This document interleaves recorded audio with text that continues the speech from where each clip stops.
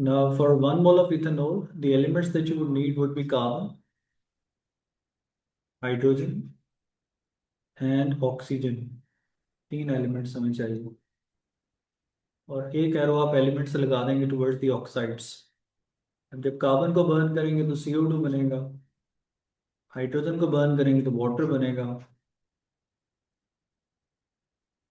तो 1 मोल इथेनॉल के लिए मुझे 2 मोल कार्बन चाहिए, और 5 + 1 6 हाइड्रोजन है तो उसके लिए 3H2 चाहिए। ऑक्सीजन इधर 1 है, इसको हम कर लेंगे हाफ। स्टेट सिंबल्स भी लगाएंगे, सॉलिड, गैस, गैस। तो 2 मोल कार्बन से मुझे 2 मोल CO2 मिलेगा, और 3 मोल हाइड्रोजन से आपको 3 मोल वाटर मिलेगा। CO2 की स्टेट गैस, वाटर की स्टेट लिक्विड रूम टेम्परेचर। अब ये हमारा साइकिल कंप्लीट हो गया, बैलेंस्ड विद स्टेट सिंबल्स। अब next part is labelling of enthalpies. तो राइट साइड एरो पे हमने एलिमेंट्स की कंबशन लेबल करनी है। तो this would be delta H combustion of carbon times 2, क्योंकि इसके मोल्स 2 हैं, plus delta H combustion of hydrogen times 3, because it has 3 moles. This side would be delta H formation of ethanol,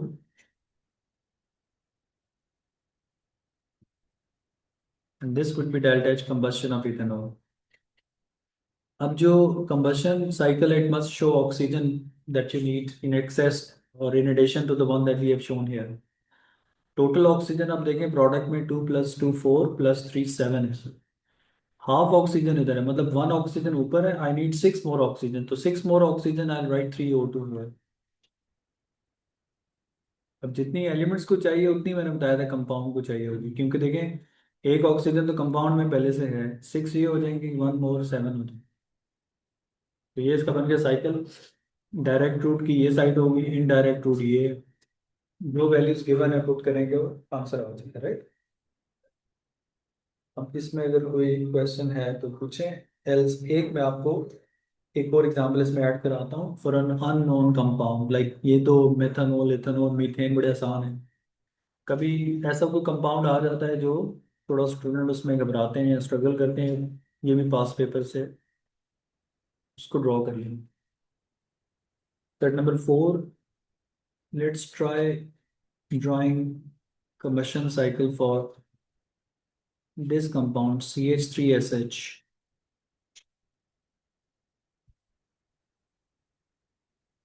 अब ये एक compound है, इसका नाम क्या है क्या नहीं, हमें इससे कोई कंसर्न नहीं है। इनफैक्ट एक पास पेपर का क्वेश्चन है, और ये अ, होता है, अ, एक वाइल्ड एनिमल है जिससे ये अमेरिकन बड़ा डरते हैं। जो स्प्रे करता है, बड़ी स्मेल आती है, स्कंक बोलते हैं शायद इसको। तो उसकी वो जो स्प्रे है उसमें ये केमिकल होता है, it's such a bad smell. और interestingly that chemical is used as a deodorising agent in the natural gas. ये जो गैस आती है घरों में, उसकी कोई स्मेल नहीं होती, तो उसमें बिल्कुल थोड़ा थोड़ा ड्रॉप वाइज वो ऐड करते हैं प्लांट में, और वो इतना स्ट्रॉन्ग स्मेल देता है इवेंचुअली के जरा से लीकेज हो तो पता चल जाता है। खैर, ये सारी स्टोरी क्वेश्चन में लिखी हुई है, एग्जामिनर ने आपसे कहा है जी इसका कंबशन साइकिल बना दें। अब जरा आप लोग 2 4 मिनट इसको ट्राई करें, फिर मैं भी बना देता हूँ। ऐसे वैसे क्या नाम होता है इस कंपाउंड का? यार इसका नाम मुझे मिथाइल थाइम समथिंग है, थाइमोल समथिंग इस तरह का नाम है इसका मुझे याद नहीं है। और this is actually liquid. Unknown compound की स्टेट आपको क्वेश्चन में बताई होती है।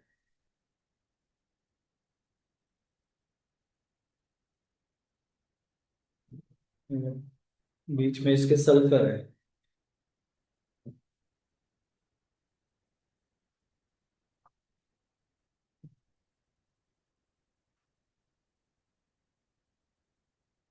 सल्फर की S2 होगा या S8 होगा?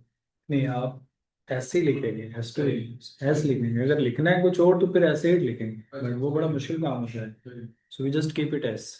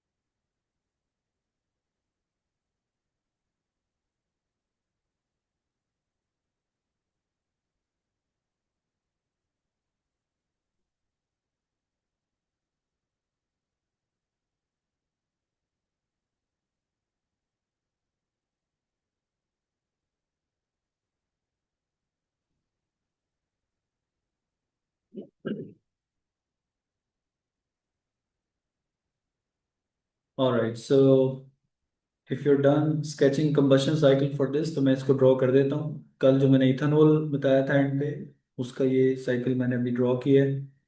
And the next up we are doing one more example combustion में, this CH3SH unknown compound which is liquid mentioned in the question, इसका combustion cycle हम draw करें।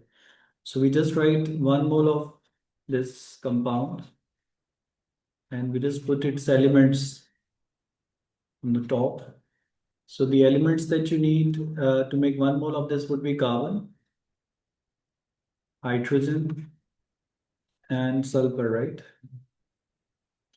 और फिर एरो लगा के बना देंगे इनके ऑक्साइड। अब द थिंग इज के even if it's an unknown compound, कल भी मैंने पॉइंट आउट किया था कि आपने करना क्या होगा कि उस कंपाउंड के जितने भी एलिमेंट्स हैं उनके आपने ऑक्साइड्स बना दें। तो कार्बन का ऑक्साइड बनेगा CO2, hydrogen oxide would be water and sulphur oxide will make sulphur dioxide SO2, not SO3. SO3 is very unstable and it's actually formed by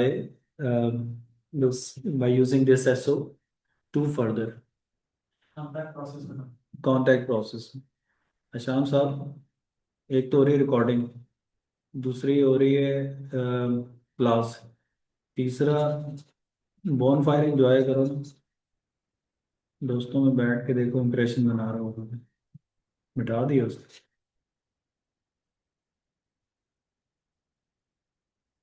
अच्छा देखें, अब इसके लिए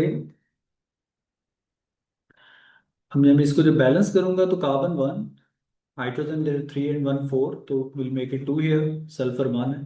तो जब कंबशन होगी तो CO2 1 बनेगा, वाटर के 2 मोल बनेंगे, सल्फर का 1 ही बनेगा, SO2। अब बैलेंसिंग करनी है ऑक्सीजन वगैरह की, तो लेकिन टोटल ऑक्सीजन मेरे पास प्रोडक्ट में 2 + 2 4 + 2 3 6 होगी। अब एलिमेंट्स में कोई ऑक्सीजन नहीं है तो मुझे सारी 6 ऑक्सीजन 3O2 करके रख लिखनी है। सही। जितनी ऊपर उधर यूज हुई है उतनी रिएक्टेंट कंपाउंड को चाहिए। अब इसके बाद जनाब हमने लेबल कर देनी इंथैल्पीज। Enthalpies में this would be delta H formation of CH3SH. This side would be combustion of elements, so that would be delta H combustion of carbon plus delta H combustion of hydrogen into 2 plus delta H combustion of sulfur। और ये आपको सारी values given होती है, एक आप find करते हैं, तो जो फाइंड करेंगे उसको सब्जेक्ट बना लें और वैल्यूज पुट कर दें। None of the value you have to memorise. तो डेटा बुकलेट में भी इनमें से कोई वैल्यू नहीं होगी, ये मैंने बताया ना, जब डेटा बुकलेट भी यूज हो रही थी तो इस चैप्टर में से सिर्फ बॉन्ड एनर्जीज वहां से मिलती हैं, बाकी सारा डेटा कंबशन फॉर्मेशन हर चीज क्वेश्चन में गिवन होती है। समटाइम एग्जामिनर क्वेश्चन के प्रीवियस स्टार्ट वाले पार्ट में एक वैल्यू मेंशन कर देता है और आगे वो कहीं थर्ड फोर्थ पार्ट में यूज हो रही होती है। तो जब स्टूडेंट को वो उस रिलेटेड पार्ट में नहीं यूज नजर आता डेटा तो वो बस खुद पैनिक करते हैं। You just need to know के all the data will be there, unless के फॉर्मेशन एंथैल्पी है तो वो एलिमेंट की होगी नहीं, वो कंपाउंड की है तो एलिमेंट की होगी नहीं, जीरो होगी। बाकी किसी जगह अगर एग्जामिनर में देखो इस क्वेश्चन में मुझे कार्बन की कंबशन चाहिए थी, ये पॉइंट मैंने से पहले बताया था, अगर मैंने कार्बन की कंबशन की जगह एग्जामिनर मुझे दे देता है फॉर्मेशन ऑफ CO2, तो I need to remember that formation of CO2 is actually combustion of carbon. तो इधर तो मैं कंबशन ऑफ कार्बन लिख रहा हूँ, लेकिन जो मेरी इक्वेशन बनेगी वहां पर कंबशन ऑफ कार्बन की जगह बस ये वाली वैल्यू में उठा के लिख दूंगा जो क्वेश्चन में दी। तो जिन बच्चों को ये नहीं याद होता वो फंस जाते हैं, फिर वो कहते हैं कि इधर तो कंबशन चाहिए थी कार्बन की, उसने दी है CO2 की formation, whereas it's just the same thing. तो यहाँ इंथैल्पीज का कॉन्सेप्ट हमें स्ट्रॉन्ग चाहिए। अभी नेक्स्ट हम एग्जाम्पल कैलकुलेशंस करेंगे प्रॉब्लिकल भी एसएस लॉ की। अब हम मूव करेंगे towards the next cycle, that is reaction cycle और फॉर्मेशन साइकिल। ठीक है, तो ये कंबशन साइकिल हमने 3 4 बनाए हैं। अब next is this delta H R और delta H formation cycle, we call it delta H R cycle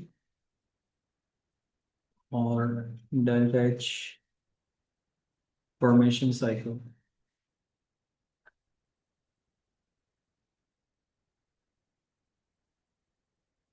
तो डेल्टा एच आर साइकिल और डेल्टा एच फॉर्मेशन साइकिल में mainly formation enthalpies are involved, and then delta HR means a reaction which is being balanced in the whole number values, right? Molar quantities से जो कोई भी reaction हमारा chemistry का हम लिखते हैं।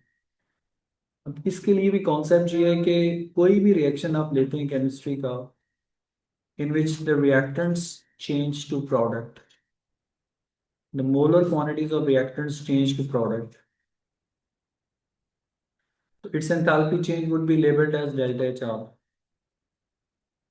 So if you convert your reactants to product directly in a single step, or if you take elements and make product from elements directly, or first make reactants and then change reactants to product, the overall enthalpy will remain same. याद रखिए हम लोग Hess's cycle बना रहे हैं, हेस law पे बना रहे हैं। तो उसकी ये जो सेकंड एप्लीकेशन है फॉर्मेशन साइकिल और reaction cycle, that is either you make product directly from elements or first make reactants and then make product, overall enthalpy remains same. अब इसमें मैंने लेबल दीज एंथैल्पीज, तो आप देखें एलिमेंट टू प्रोडक्ट बनाएंगे तो ये बन जाएगी delta H formation of product. This side arrow would be delta H formation of reactants, और डेल्टा एच आर ऊपर मैंने लेबल कर दी हुई है पहले। अब इस पे अगर आपसे एग्जामिनर कहता है जी पॉइंट आउट डायरेक्ट और इनडायरेक्ट रूट और ऑल, तो वो कैसे होगा? देखिए उसके लिए मैंने कल भी बताया था कि आपने देखना है कि एरो स्टार्ट कहाँ से हो रहे हैं, एंड कहाँ हो रहे हैं। एरो स्टार्ट हो रहे हैं एलिमेंट से, एंड हो रहे हैं प्रोडक्ट पे। एलिमेंट टू प्रोडक्ट एक स्टेप में जा रहा हूं मैं, तो ये मेरा डायरेक्ट रूट हो जाए,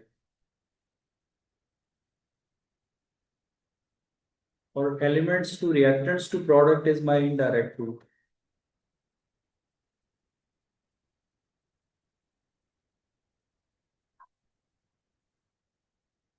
Elements to product direct route, elements to reactants, and then to product is indirect route. Now, as per Hess's law, we could say that direct route, which is delta H formation of products,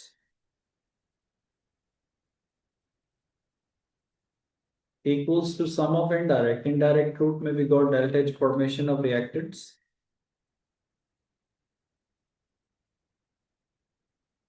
plus delta HR.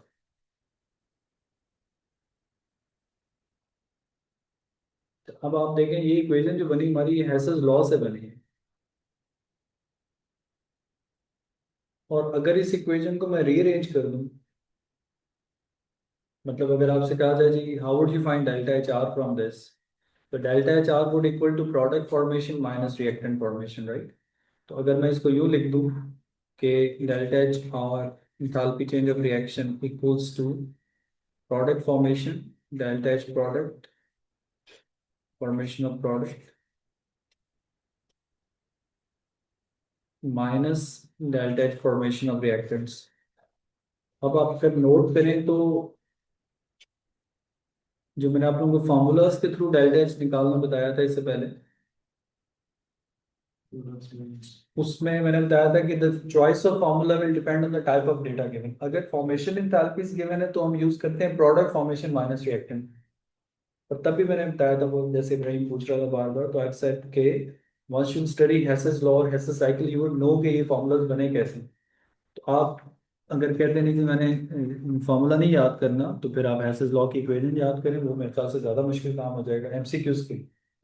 But when the question is in structured paper and you get to sketch the cycle, eventually you'll get this equation. फिर जो चीज जिधर values put करें delta H are left पे जाएगी right पे जाएगी, तभी आंसर आएगा। तो याद रखें एमसीक्यूज में टाइम सेव करने के लिए you have to remember these equations, not difficult task. और हेसेस लॉ तो आना ही चाहिए, उसके बगैर काम नहीं चलता। कभी फॉर्मूला भूल जाए तो आप जल्दी से उसको स्केच करके साइकिल तो इक्वेशन बना सकते हैं। बाकी रह जाती है प्रैक्टिस। अब कोई भी एक्स वाई जी रिएक्शन अगर हम लिख लें केमिस्ट्री का, कोई भी इक्वेशन आप सोच लेते हैं जैसे metal and acid, metal oxide and acid, acid and base, decomposition reaction, combustion reaction, सारों के डेल्टा एच आर साइकिल बनते हैं।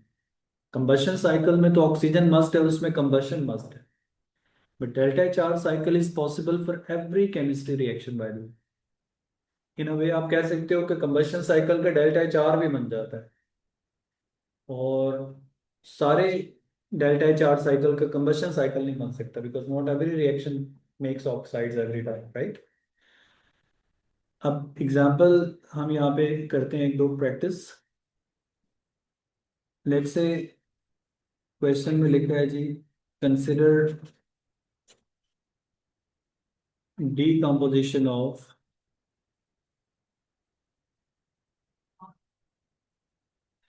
sodium hydrogen carbonate, and then sketch energy cycle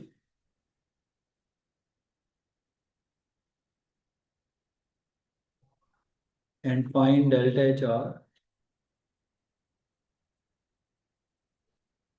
अब जब डेल्टा एच आर इस तरह लिखा है, तो एक चीज याद रखेंगे, जिस रिएक्शन में कंबशन की बात हो रही होगी वहां पे बनेगा कंबशन साइकिल।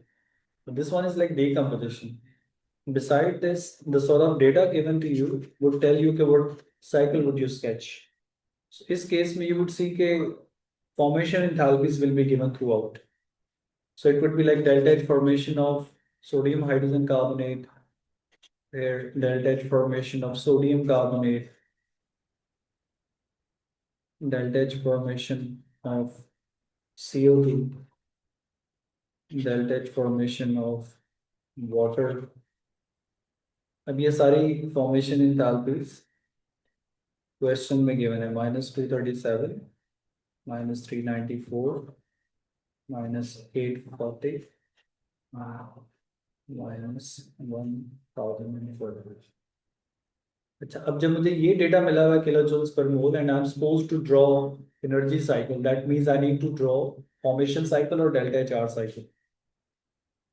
अब इसमें करना आपने क्या है कि सबसे पहले तो आपने देख लेना है कि किस रिएक्शन की एग्जामिनर बात कर रहा है। अगर इक्वेशन दी हुई रिएक्शन की पहले से, तो फिर तो गुड एनफ। अदरवाइज आपको पहले ये इक्वेशन बनानी पड़ेगी जो मेन है, जिस रिएक्शन की बात हम कर रहे हैं ये उसकी मेन इक्वेशन होगी। अब इस रिएक्शन में वो कह रहा है consider decomposition of this, that means this is my main reaction, right. अब जब मैं इसका साइकिल स्केच करूंगा तो मैं इस कंपाउंड की डीकम्पोजिशन इक्वेशन बनाऊंगा पहले। So sodium hydrogen carbonate will decompose on heating to make sodium carbonate plus CO2 plus water. This is how carbonates, hydrogen carbonates decompose. और इस इक्वेशन को आपने बैलेंस करना होल नंबर से। ये इक्वेशन हमें याद रखनी है क्या वो ये इक्वेशन आपको डिकम्पोजिशन इक्वेशन याद रखनी पड़ेंगी, और ये हमने ऑलरेडी की है मोल्स में, थर्मल डिकम्पोजिशन कैलकुलेशंस में। और इसके बाद ये आएगी inorganic chemistry, decomposition of salts. अब जो कॉमन सॉल्ट्स हैं उनके डिकम्पोजिशन इक्वेशंस वो नहीं बताते, वो आपको याद रखनी। नहीं, जैसे ये बताओ। ये वाली हाइड्रोजन कार्बोनेट है, इसकी भी आपको याद रखनी है। बाय द वे, अगर ना भी याद हो ना, तो ये जो मुझे कंपाउंड मिले ना, इनसे पता चल जाता क्या बन रहा है, काफी हिंट मिल जाता है। बाकी this sort of equation is typically given, क्योंकि स्ट्रक्चर्ड पेपर में भी ये चीजें ना 3-4 मार्क्स ऊपर की नहीं आती हैं। अब ये पूरा क्वेश्चन ही शायद 4 नंबर का होगा। अब एग्जामिनर पूरा एक नंबर इक्वेशन कंस्ट्रक्शन और बैलेंसिंग पे नहीं देता स्टूडेंट्स को। और फिर सिर्फ एक चीज, अगर एक स्टूडेंट इक्वेशन ठीक नहीं बना रहा, आगे साइकिल सारा ठीक है उसका, उस बेस पे वो नंबर नहीं दे सकते। फिर वो क्या करते हैं कि इक्वेशन दे देते हैं, क्योंकि कॉन्सेप्ट उसने हैसेस लॉ का चेक करना है। तो वो चाहते हैं कि जी इक्वेशन के ऊपर बच्चा पेनलाइज ना हो, तो इक्वेशन मोस्टली क्यों नहीं। अब जनाब इस इक्वेशन में ये तो होगी डेल्टा एच आर, और इसमें, और वो जो मैंने जनरल स्केच किया है इधर, इसमें आप देखें जो मिसिंग लिंक है या चीज़ है वो एलिमेंट्स हैं। तो नीचे बस मैंने एलिमेंट्स लिखने और एरो लगा देने दो। अब एलिमेंट्स आप लिख लें रिएक्टेंट साइड के लिए या प्रोडक्ट साइड के लिए सेम होंगे, और बैलेंसिंग भी दोनों साइडों के लिए सेम होंगे। तो देखिए, मैं रिएक्टेंट जिधर कम है उधर फोकस करेंगे। तो रिएक्टेंट साइड पे जो मेरे पास एलिमेंट्स हैं, देखिए उसमें क्या है जी, सोडियम है। प्लस का साइन लगा के स्पेस डाल डाल के लिखे करें हमेशा।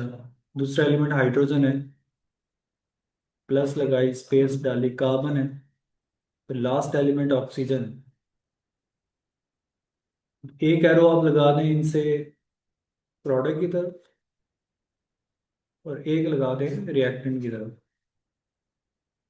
अब इन एलिमेंट्स को आप करेंगे बैलेंस, और बैलेंस जब करेंगे तो इधर लगेगा 2, हाइड्रोजन ऑलरेडी बैलेंस्ड है 2, कार्बन के साथ लगेगा 2, ऑक्सीजन 6 है तो बनेगा 3। स्टेट सिंबल्स भी लगाएंगे। Decomposition reactions are always like salts are solid. Product में अगर कोई चीज मेटल वाली है तो solid, CO2 would be gas, और इन रिएक्शंस में water is also formed as a gas, क्योंकि टेम्परेचर हाई होता है, वाटर भी एज अ स्टीम ही बनता है। नीचे एलिमेंट्स के states, sodium would be solid, hydrogen gas, carbon solid, and oxygen is gas. अब ऊपर डेल्टा एच आर तो लेबल्ड है, जो इनडायरेक्ट रूट है हमारा वो ये वाला है। अब इस साइड पे मैं लेबल करूंगा delta H formation of product. अब मेरे 3 प्रोडक्ट हैं, ठीक है, तो वहां तो हमने सिर्फ ये लिखा था ना डेल्टा एच फॉर्मेशन प्रोडक्ट, लेकिन अब हमें बताना है कि कौन कौन से प्रोडक्ट्स हैं ये। So we write delta H formation of sodium carbonate plus delta H formation of CO2 plus delta H formation of water. ये सारे प्रोडक्ट में काउंट होंगे, लेफ्ट हैंड साइड बनेगी equation. This would equal to delta H formation of reactant, और reactant एक ही है, Na8CO3। But इसको आपने मल्टीप्लाई करना 2 से, क्योंकि इसके मोल्स बन रहे हैं 2, और डेल्टा एच आर ऊपर आ गया। So according to Hess's law में अगर इसकी इक्वेशन लिखूं तो direct route, that is delta H formation of sodium carbonate plus delta H formation of CO2 plus delta H formation of water would equal to delta H formation of sodium hydrogen carbonate plus delta HR। अब ये word equation में बन गई, values already मैंने दी हुई है, और इनमें करेंगे पुट इक्वेशन में वैल्यूज ये वाली, और हमारा आंसर आ जाएगा, ठीक है। तो अगर आप लोग वैल्यूज पुट कर लें आपके पास, अगर लिखी हुई नहीं है तो नोट कर लें, फिर मैं स्लाइड करूँगा उस side.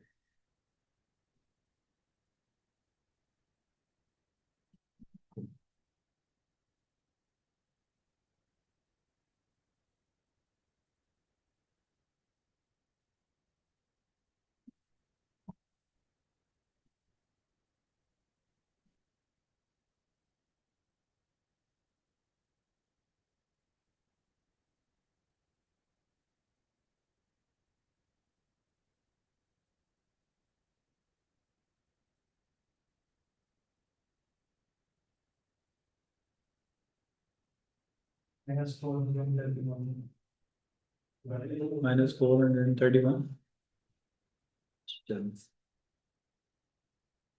Next. So sodium carbonate was -840.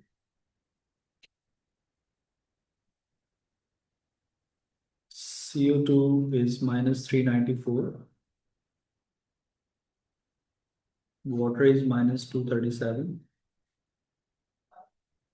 Is to -1040 for Na8CO3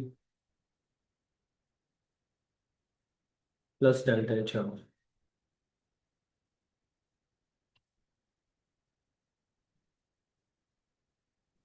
400 kilojoules per minute.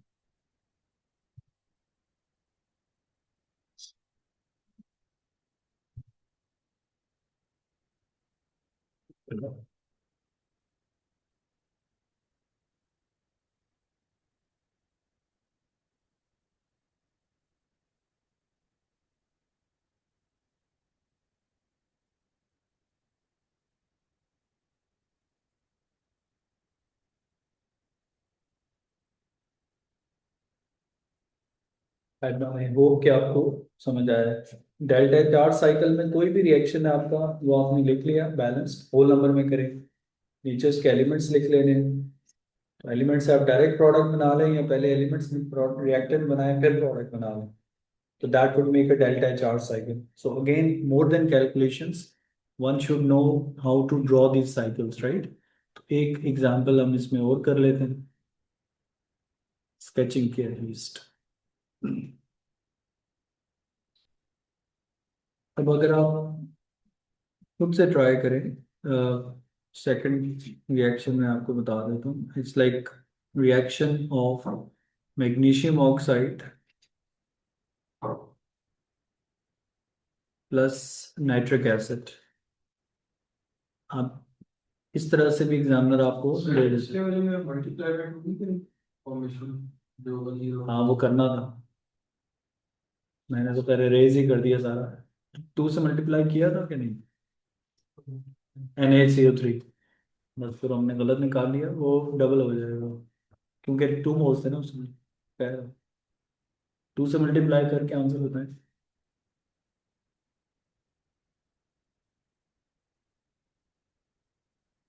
862 हो जाएगा। 862 पॉजिटिव, राइट। हाँ बिल्कुल।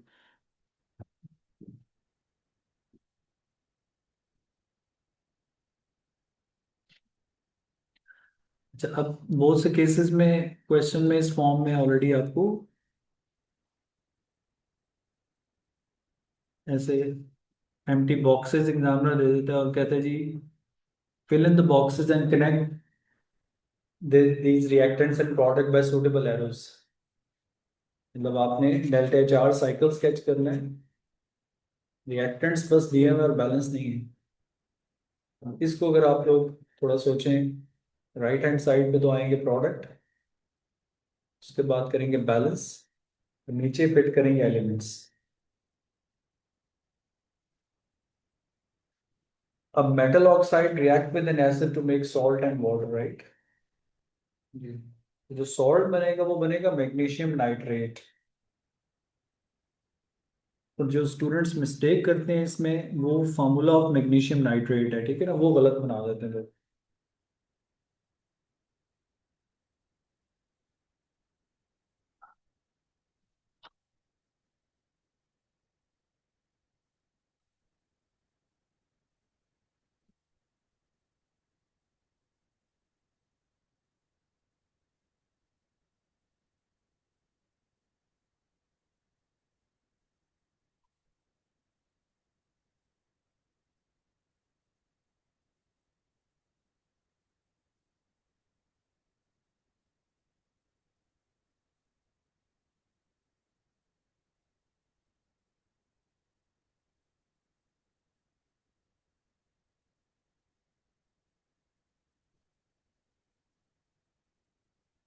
Magnesium nitrate will be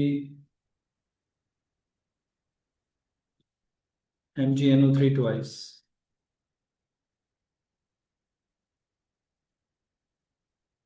plus water. इसको आपने बैलेंस करना है तो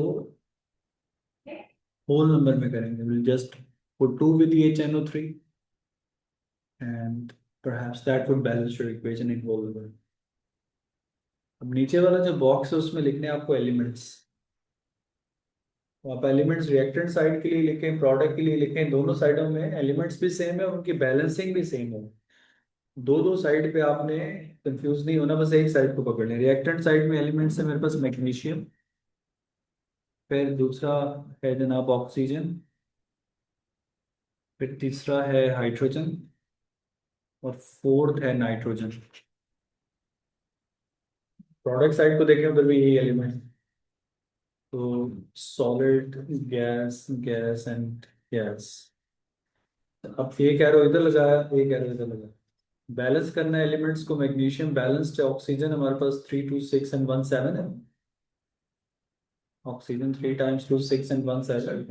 इधर मैं इसको कर दूंगा 7/2, 3.5। Hydrogen 2 balanced, nitrogen 2 balanced. Level करनी है enthalpies. So this would be delta H formation of magnesium nitrate plus delta H formation of water। Product formation इस साइड पे आ जाएगी delta H formation of magnesium oxide plus delta H formation of HNO3 times 2,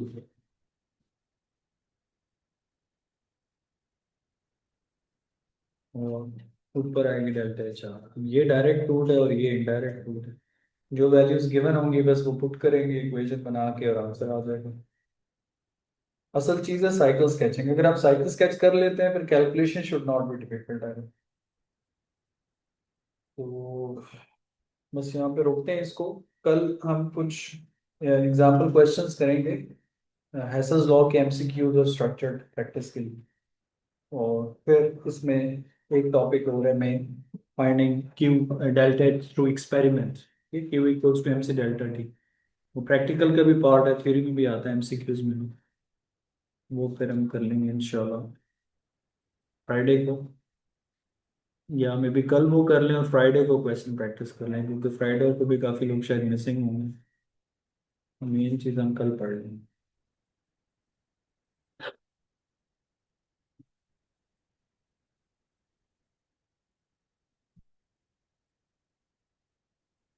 बिल्कुल जी।